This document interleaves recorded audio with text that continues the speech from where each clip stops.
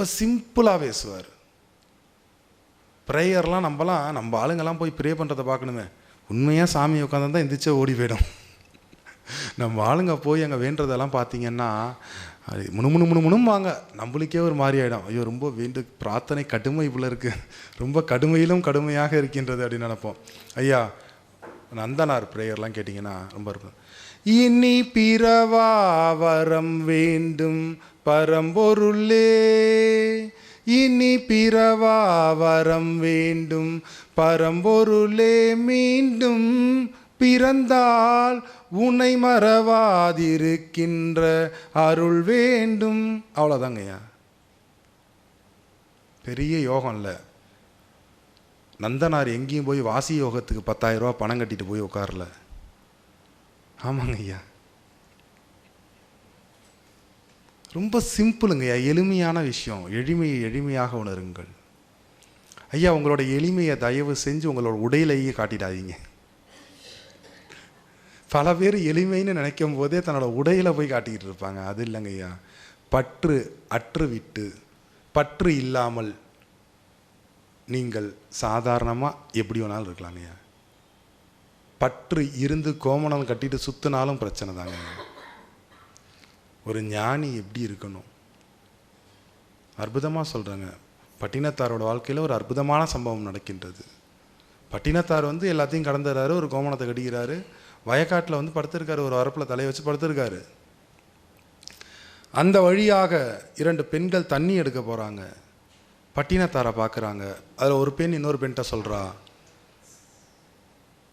ஞானியா ஞானி, முற்றும் திறந்துட்டான்னாரு, தலைக்கு தலையணை கேட்குது அப்படின்னு சொல்லிட்டு அந்த பொண்ணு போயிடுறாங்க தண்ணி எடுக்க. பட்டினத்தாருக்கு திடீர்னு ஒரு ஸ்பார்க் ஆயிடுச்சு. ஆஹா, நம்ம உண்மையாக முற்றும் திறந்த ஞானியாக அல்லவா வாழ வேண்டும்.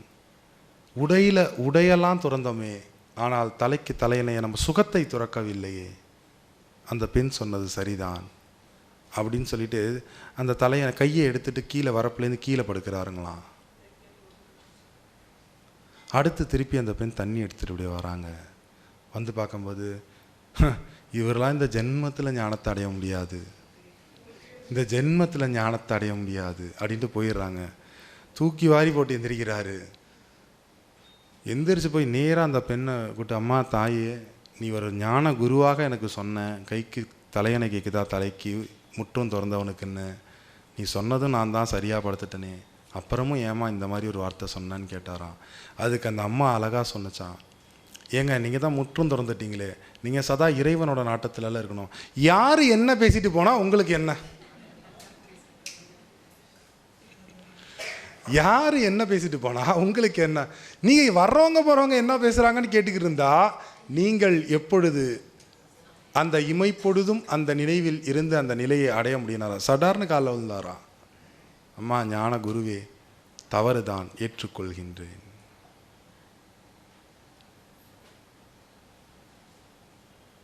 ஐயா, ஒரு சிம்பிளாக கிடச்சிடுங்க ஐயா ஞானம். ரொம்ப கஷ்டப்படாதீங்க, மனம் வருந்தாதீங்க, சிம்பிளாக கிடைக்கும். உள்ளங்கையில் இருக்கும் நெல்லிக்கனி போல் ஞானமானது கிடைக்கும். அதுக்கு தகுதி மட்டும்தாங்க வேணும். அந்த தகுதியை வளர்க்குறதுக்கு உண்டான உபாயத்தை நம்ம அடுத்த செக்ஷனில் ஃபுல்லாக பார்த்துடலாம். நல்லா தெரிஞ்சுங்க.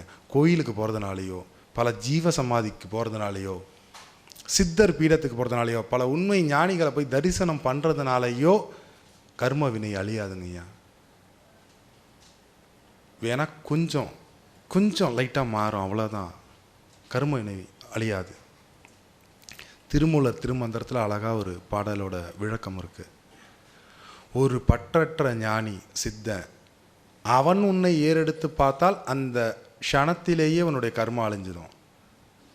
அந்த மாதிரி இருக்கிறவன் உங்களை பார்க்க மாட்டான், அதான் பிரச்சனை. அந்த மாதிரி இருக்கிறவன் நம்மளை பார்க்க மாட்டான். பார்த்துட்டா தான் உடனே அழிஞ்சிடுமே, அந்த செகண்டே அழிஞ்சிடும். அவன் ஏறெடுத்து பார்க்க மாட்டான் நம்மளை. அவன் ஏறெடுத்து பார்க்க வைக்கிறதுக்காக தாங்கய்யா நம்ம அந்த முயற்சி பண்ணுறோம். நம்மளே நம்ம அழிக்கிறதுங்கிறது முடியாதுங்கய்யா. மனம் எந்த நிலைக்கு போன ஞானியும் கீழே தள்ளிடுங்கய்யா. அதில் நல்ல ஒரு உபாயம் என்னன்னா, சித்தர்கள்னு வந்துட்டிங்கனாலே நல்லா புரிஞ்சுங்க, சாமியாருங்க, சன்னியாசிங்க, துறவிங்க அல்ல. அவங்க மார்க்கம் வேறு. நம்ம ராஜாங்க மார்க்கம் இது. நீங்கள் குடும்பத்தோட, மனைவி மக்களோட இந்த இக வாழ்க்கையிலும் ஆனந்தமாக வாழ்ந்து பர வாழ்க்கையிலும் ஆனந்தமாக வாழ்கிற நிலைங்கய்யா. இகத்திலும் பரத்திலும் இகபர பொருளாய் பரபர பொருளாய் அகமர பொருந்தியார். இகத்திலையும் அருட்பெருஞ்சோதியாகிய இறைவன் தான் இருக்கான், பரத்திலையும் அவன் தான் இருக்கான். அந்த நிலையை உணர்ந்துட்டோன்னா ஆனந்தம் வந்துடுங்கய்யா. இங்கேயும் ஆனந்தமாக வாழலாம், அங்கேயும் ஆனந்தமாக வாழலாம். ஸ்ட்ரெஸ் இருக்காது, டிப்ரெஷன் இருக்காது. நல்லா படிக்கலாம், நல்ல ஞானம் வரும்.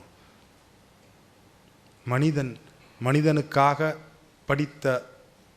படைத்த கிரியேட் பண்ண விஷயங்கள் தான் இங்கே இருக்கிற கல்வி, எஜுகேஷன் சிஸ்டம்ஸ். இதுக்கே திணறோம்.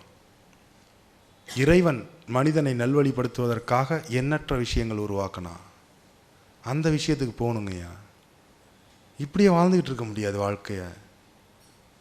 நல்லா புரிஞ்சுங்க இந்த இடத்துல. இப்படியே வாழ்ந்துக்கிட்டு இருந்தோம்னா ஒரு நிலைக்கு மேலே போய் வெறுமை வந்துடும், வாழ்க்கையை பற்றி வெறுப்பே வந்துடும்.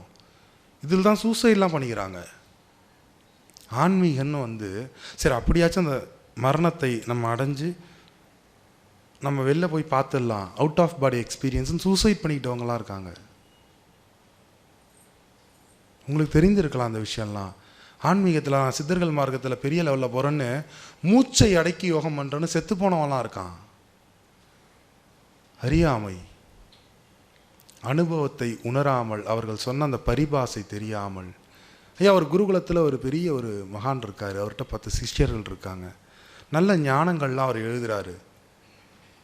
ஒரு நாள் இந்த பசங்களுக்கு, சிஷ்ய பிள்ளைங்களுக்கு ஒரு சின்ன டவுட் வந்துடுச்சு.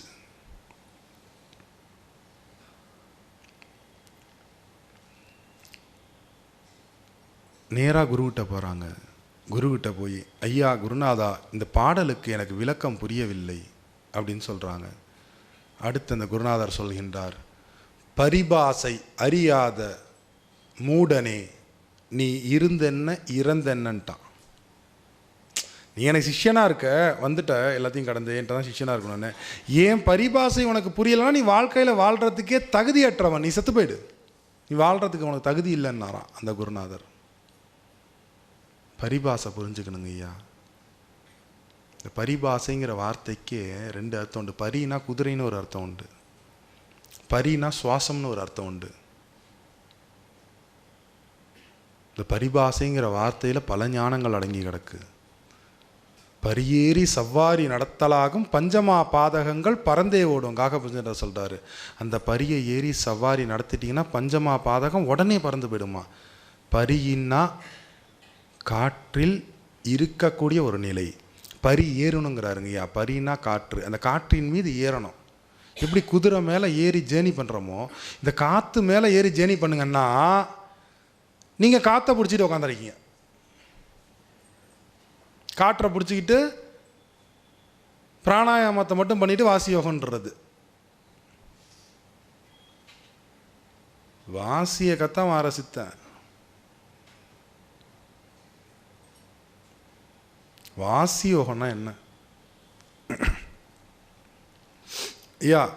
பல பேர் என்கிட்ட அந்த குரூப்பில் கேட்ட கேள்வி நாங்கள் இப்போ ஓப்பனாக சொல்கிறோம். வாசி யோகத்தோட அந்த மெத்தடை மட்டும் சொல்ல, வாசியோட உண்மையை சொல்கிறோம். வாசி யோகம் அப்படிங்கிறது சித்தர்களோட மிக முக்கியமான யோகம் ஐயா. உடல் வளர்வது பிராணாயாமத்தில். பிராணாயாமம் செய்தோமானால் அது யோகாசனத்தில் ஒரு பிரிவு தான் பிராணாயாமம், யோகத்தோட ஒரு பிரிவு. வாசி யோகம் என்பது ஞானத்தோட பிரிவு.